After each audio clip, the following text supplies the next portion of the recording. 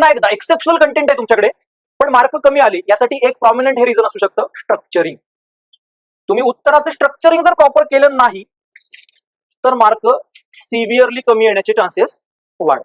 आता स्ट्रक्चरिंग मध्ये मेजर आपल्याला जे पुढे जाऊन काम करायचं आहे, एक लक्षात घ्या, आन्सर रायटिंगच्या बाबतीत आपला असा एक बेसिक हे असेल, डेली बेसिसवरती आपल्याला आन्सर रायटिंग स्किल एनहान्समेंट वरती काम करायचं.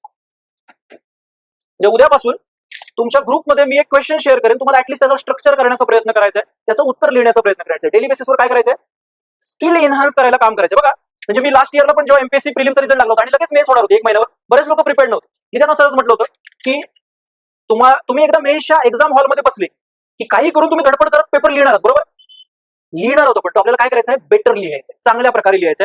त्यासाठी डेली बेसिसवर काय व्हायला पाहिजे, स्किल एनहान्समेंट व्हायला पाहिजे. आणि वीकली बेसिसवर आपली जी टेस्ट असणार आहे त्याच्यामध्ये 3 गोष्टी व्हायला पाहिजे, स्पीड मॅनेजमेंट,